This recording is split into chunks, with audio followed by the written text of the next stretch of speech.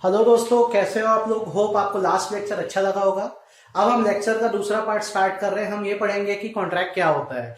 Generally हम इस शब्द का इस्तेमाल अपनी आम भाषा में करते हैं कि यार तुम्हारा कॉन्ट्रैक्ट बना है, इसका कॉन्ट्रैक्ट। कॉन्ट्रैक्ट का मतलब क्या होता है? कॉन्ट्रैक्ट का मतलब होता है डील करना। क्या करना?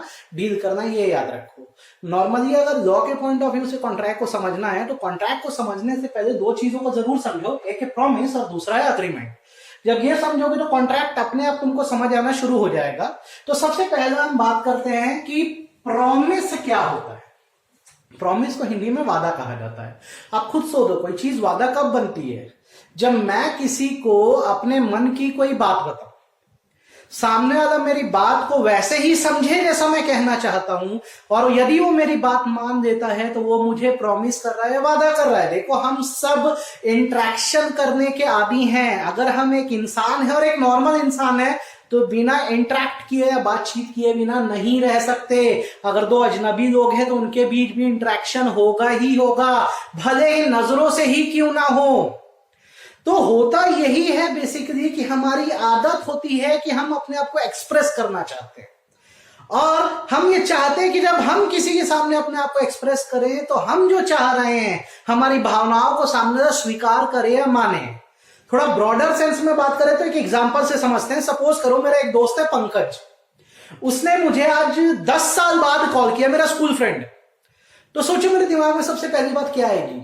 मेरे दिमाग में यह आएगा कि इस बंदे ने मुझे अगर 10 साल बाद कॉल किया तो जरूर कोई काम होगा, इसलिए उसने कॉल किया, वरना वो क्यों कॉल करता।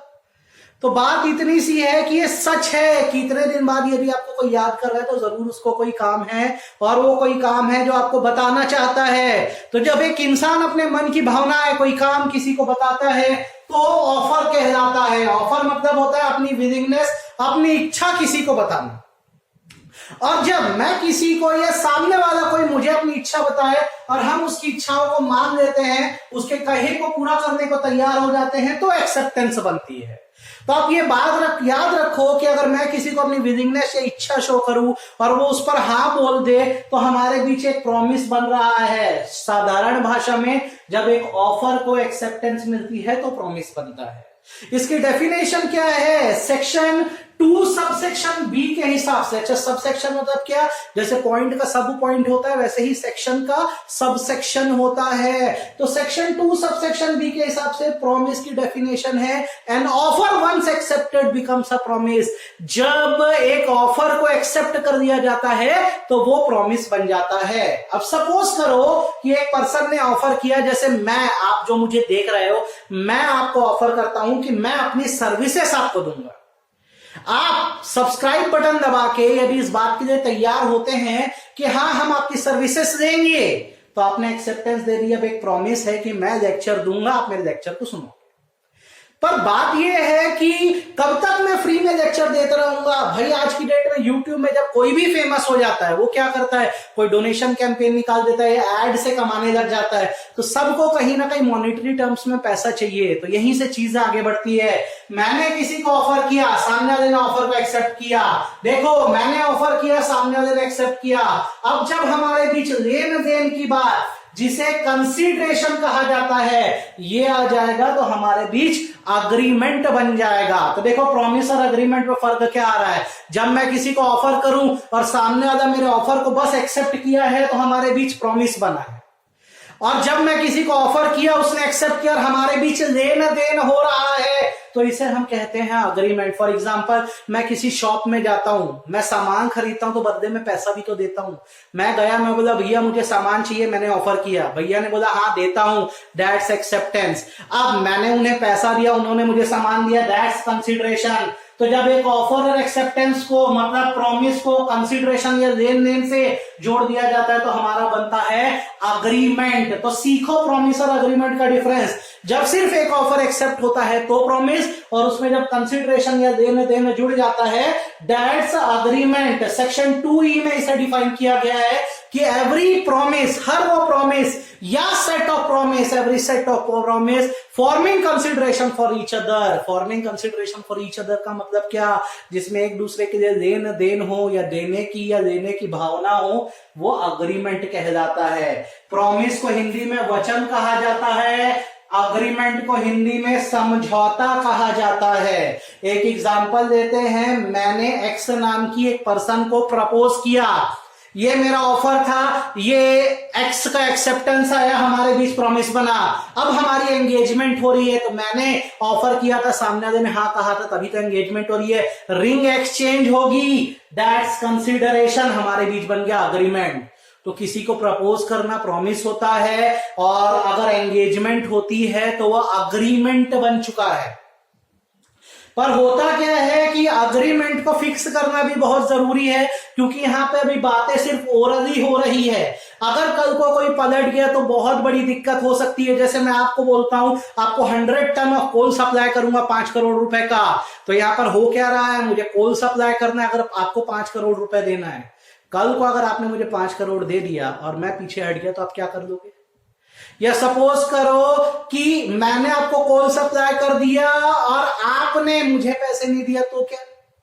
तो बेस्ट थिंग ये होती है कि जब हम किसी को ऑफर करें, सामने वाला एक्सेप्ट करे और उसमें लेन देन आए, तो इस लेन देन को, मतलब इस अग्रीमेंट को हमको क्या करना चाहिए, रिटर्न फॉर्म में ले लेना चाहिए, इस पे साइन कर देनी चाहिए, आपकी भी और हमारी भी, और इसे स्टैंप एंड रजिस्टर कर देना चाहिए। तो जब ऐसा होता है तो यह माना जाता है कि ये अग्रीमेंट लीगली एनफोर्सेबल हो गया है और हमारे बीच बन गया है कॉन्ट्रैक्ट। तो देखो, अग्रीमेंट और कॉन्ट्रैक्ट में बेसिक डिफरेंस सिर्फ एक बात का है, लीगल एनफोर्सेबिलिटी का, और कॉन्ट्रैक्ट का सेक्शन है 2 सबसेक्शन H, जो ये कहता है कि every agreement enforceable by law is a contract. तो आप अब सीखो बात को, जब मैंने किसी को ऑफर किया, सामने वाले ने एक्सेप्ट किया, वो प्रॉमिस था, फिर जब उसमें कंसिडरेशन जुड़ा तो अग्रीमेंट बना। जब हम कोई भी अग्रीमेंट को रिटर्न फॉर्म में देते हैं, उस पर साइन करते हैं, उसे स्टैंप एंड रजिस्टर्ड करते हैं, तो कॉन्ट्रैक्ट बनता है। और यदि हमने ऐसा नहीं किया तो वो सिर्फ एक अग्रीमेंट रह जाएगा। जैसे शादी होती है तो मुस्लिम्स में 3 बार कबूल है, कबूल है, कबूल है, दोनों पक्षों से कहा जाता है, मतलब एक दूसरे से कहते हैं, और उसके बाद निकाहनामा साइन होता है। निकाहनामा मतलब क्या, कॉन्ट्रैक्ट ऑफ मैरिज। तो याद रखना, मैरिज एक कॉन्ट्रैक्ट है। तो जब मैंने किसी को प्रपोज किया, आफरीन को प्रपोज किया, दैट्स प्रॉमिस। जब हमारी एंगेजमेंट हुई, दैट्स अग्रीमेंट। और जब हमारी शादी हुई, कबूल है, कबूल है, कबूल है, हमने निकाहनामा साइन किया, दैट्स कॉन्ट्रैक्ट। तो अब मुझे उम्मीद है कि आपको कॉन्ट्रैक्ट का मतलब समझ आ गया होगा। अब आप खुद से ये सोच सकते हो कि किन एग्रीमेंट को कॉन्ट्रैक्ट बनाया जाए, किन एग्रीमेंट को नहीं। जैसे मैं आपसे पूछता हूं, आपको मैं होली में अपने घर बुलाऊंगा, तो क्या यहां पर अग्रीमेंट है कि कॉन्ट्रैक्ट बनाना चाहोगे? तो सर ये तो कुछ भी नहीं हो रहा है, ना अग्रीमेंट ना कॉन्ट्रैक्ट। भाई अग्रीमेंट है ना, मैंने ऑफर किया, आपने एक्सेप्टेंस किया, आप आओगे तो गिफ्ट्स का लेन देन होगा, दैट्स कंसिडरेशन, हमारे बीच एग्रीमेंट है। लेकिन क्या हम इसे रिटर्न साइन और स्टैम्प फॉर्म में देना चाहेंगे? जवाब है नहीं। ऐसे में तो ये हो जाएगा कि अगर होली में आप नहीं आओगे मेरे घर में, आपके ऊपर केस कर दूंगा, सीधी सी बात है। और एग्जांपल देते हैं, आप बताओ, मैं आपको अपनी शादी में बुलाता हूं, तो ये प्रॉमिस है, अग्रीमेंट है कि कॉन्ट्रैक्ट है? जवाब है अग्रीमेंट है। कैसे? मैंने ऑफर किया कि आप मेरी शादी में आओ, आप तैयार हो आने के लिए, दैट्स एक्सेप्टेंस। कंसिडरेशन क्या है? आप अपने साथ गिफ्ट लेकर आओगे और मेरी शादी में खा के जाओगे, ये मेरी तरफ से कंसिडरेशन है। पर क्या इस बात को हम रिटर्न साइन और स्टैंप कर दें? जवाब है बिल्कुल नहीं, क्योंकि अगर ये रिटर्न साइन और स्टैंप हो गया, इसका मतलब लीगल एनफोर्सेबिलिटी आ जाएगी। मतलब ये कि अगर आप शादी में नहीं आए तो मैं आप पर केस कर दूंगा। आपको ये बात ध्यान रखनी है और समझनी है। तो याद रखो, अग्रीमेंट और कॉन्ट्रैक्ट में डिफरेंस है। अगले लेक्चर में हम इसी डिफरेंस की बात करेंगे। Thank you so much.